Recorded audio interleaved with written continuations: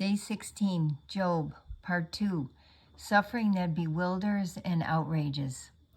It is not suffering as such that troubles us, it is undeserved suffering. Almost all of us in our years of growing up have the experience of disobeying our parents and getting punished for it.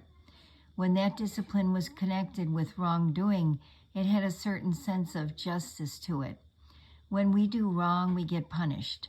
One of the surprises as we get older, however, is that we come to see that there is no real correlation between the amount of wrong we commit and the amount of pain we experience. An even larger surprise is that very often there is something quite the opposite. We do right and get knocked down. We do the best we are capable of doing, and just as we are reaching out to receive our reward, we are hit from the blind side and sent reeling. This is the suffering that first bewilders and then outrages us. This is the kind of suffering that bewildered and outraged Job, for Job was doing everything right when suddenly everything went wrong. And it is this kind of suffering to which Job gives voice when he protests to God. Job gives voice to his suffering so well, so accurately, and honestly that anyone who has ever suffered, which includes every last one of us, can recognize his or her personal pain in the voice of Job. Job says boldly what some of us are too timid to say. He makes poetry out of what in many of us is only a tangle of confused whimpers.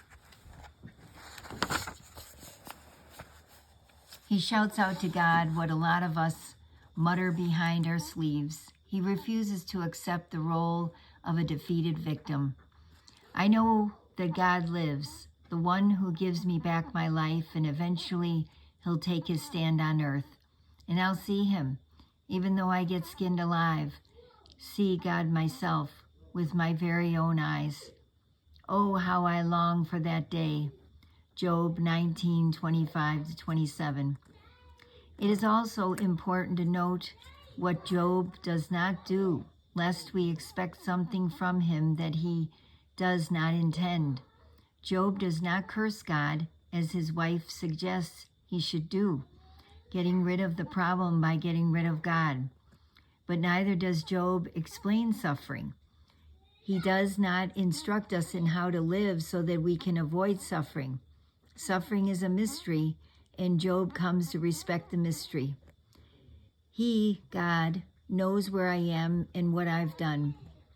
He can cross-examine me all he wants, and I'll pass the test with honors.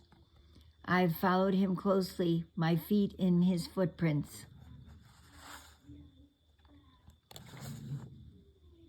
Not once swerving from his way.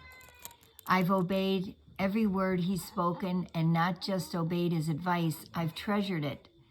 But he is singular and sovereign. Who can argue with him? He does what he wants when he wants to. He'll complete in detail what he's decided about me and whatever else he determines to do. Is it any wonder that I dread meeting him? Whenever I think about it, I get scared all over again.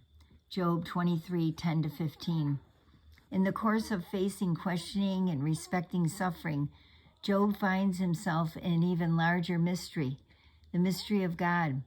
Perhaps the greatest mystery in suffering is how it can bring a person into the presence of God in a state of worship, full of wonder, love, and praise. Suffering does not inevitably do that, but it does it far more often than we would expect. It certainly did that for Job.